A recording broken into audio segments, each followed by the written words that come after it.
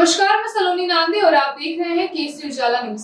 भाजपा के नेता बाबा आत्राम ने मुख्यमंत्री माझी लाडकी बहन योजना के विषय में कहा कि इस योजना की दूसरी किस्त 31 अगस्त को नागपुर में वितरित की जाएगी।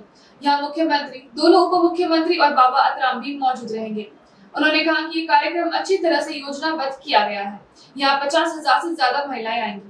उन्होंने कहा कि बहनों के खाते में 3,000 रुपए आए हैं। नक्सल प्रभावित गढ़चिरौली क्षेत्र में महिलाओं की बड़ी भागीदारी से उनके कार्यक्रम में महिलाओं की उपस्थिति बढ़ी है। दुसरा हप्ता वितरण विदर्भाची राजधानी नागपुरातून होणार आहे। कसं आयोजन असणार आहे, काय सांगणार?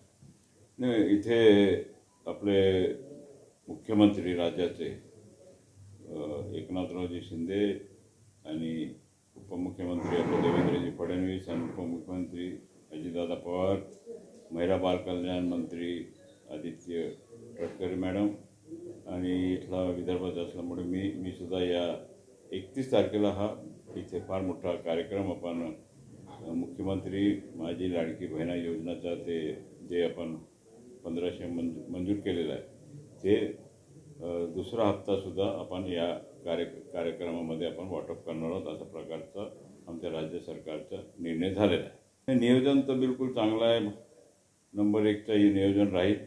आता मी सुद्धा काल नक्षलग्रस्त भागामध्ये होतो आणि हे जे लाडकी बहिणाचा जे कार्यक्रम झाला काय की मॅक्झिमम लोकांच्या खात्यामध्ये 3,000 रुपये गेले आणि त्या माझ्या आज माझ्या वय 71 वर्ष आहे।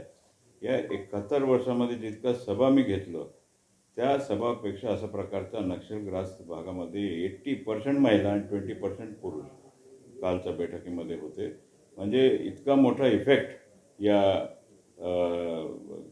जे राज्य सरकार निर्णय घेतला, महिला सहभाग होत आहेत, आता काहीतरी राज्य सरकार आमच्याकरता करत आहे अशा प्रकारच्या लोकांमध्ये एक विश्वास निर्माण झालेला आहे। सर्वेचा आधार असतो थोडाफार आपल्याला, जे सर्वे आपण करत असतो त्याच्यामध्ये थोडाफार आपल्याला म्हणजे लोकांचा व्ह्यू, लोकांचा काय विचार आहे, ज्या प्रकारे आपण लोकसभामध्ये जे विचार होता लोकांमध्ये आता ते सगळं विपरीत झालं। आता विरोधी जे लोक आहेत ते सगळं बॅकफूटवर गेलेले आहे सध्याच्या स्थितीमध्ये आणि त्या दृष्टीने आता त्यांनाही माहीत झालं की आपण कुठेतरी आता मागे झालेलो, कारण की लाडका बहीण, लाडका भाऊ, मुलींना मोफत शिक्षण हे सगळं म्हणजे वयस्कर माझ्यासारखे जे 65 वर्षाचे असतील त्यांना मोफत आपल्याला दर्शन करता येते तीर्थक्षेत्रामध्ये आणि जे 60 वर्षाच्या वरचे हे असतील त्यांना आपण यंत्र देत आहोत, चालायला वॉकर देत आहोत, हे सगळं म्हणजे